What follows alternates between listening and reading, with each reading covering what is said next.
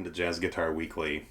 Free jazz guitar lessons every single Monday with quick tips you can put to work right away to improve your jazz guitar playing. Sign up at www.jazzguitarguide.com/email so you never miss a lesson. This week's chord of the week is a G7 sharp 5. And this is an altered dominant type chord, and we build it with a flat 7, a 3, a sharp 5, and the root on top. Now, the way I like to play this is I bar across all 4 top strings with my pointer finger, so that's effectively playing the flat 7 and the root, and then the middle finger plays the 3rd, and the ring finger plays the sharp 5th. So it's a nice voicing. It gives us a little bit of color with the sharp 5, but nothing too crazy.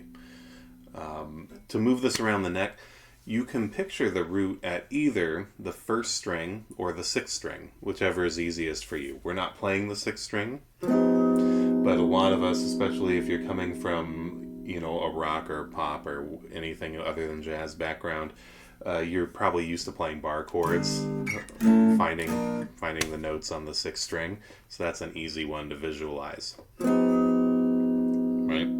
1st string is the same as the 6th string, so you're doing the same thing.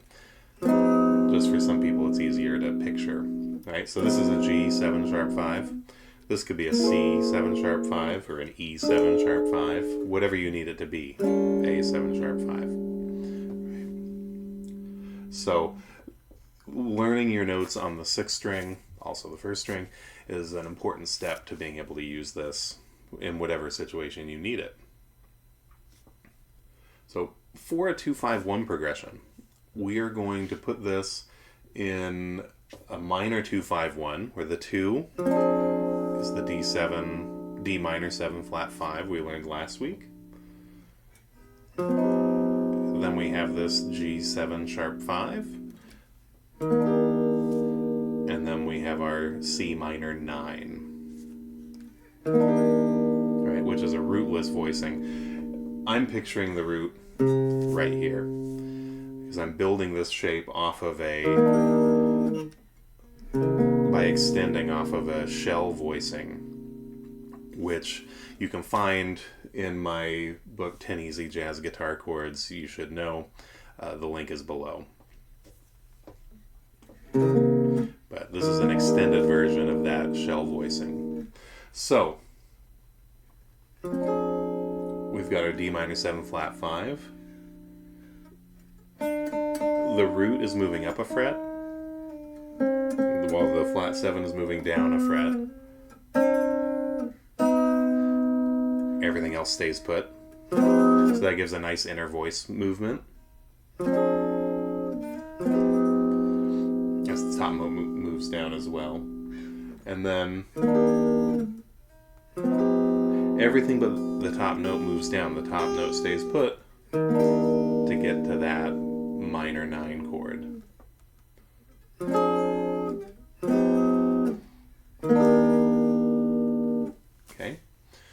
So this is a nice 2-5. You can move it around to any key that you need, and as long as you follow the grips and keep everything relative to the same motion we do here, everything will be fine.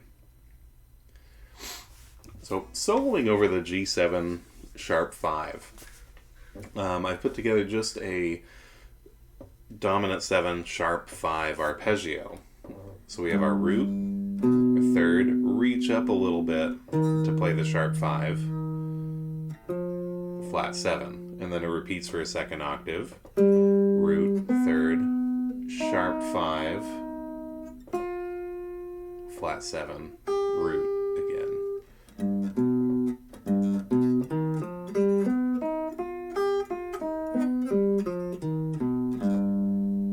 Right? Gives us that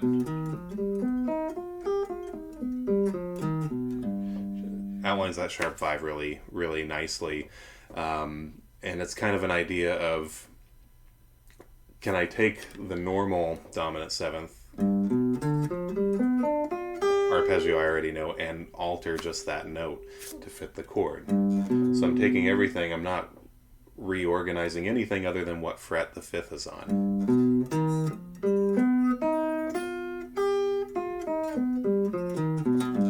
You'll have to play around a little bit to see what fingers work best for you. I like middle, pointer, pinky, pointer, ring, middle here, pointer, pinky, pointer. And that works nicely for me. So, putting together with a 2-5-1 line, and I'm leaning heavily on the arpeggios of each chord for this one. So I'm taking my D minor 7 flat 5 and arpeggiating up to the flat 5, just what fits under the finger pattern, back down to the flat third, up to the root of G7, up to the sharp 5 and back down. Right? So then I have my G. All the way down to the third of that. So we have.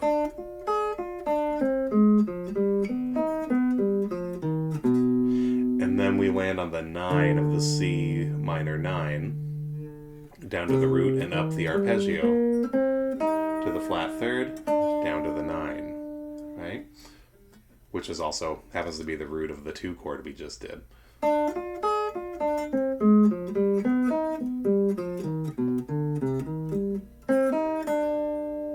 Right?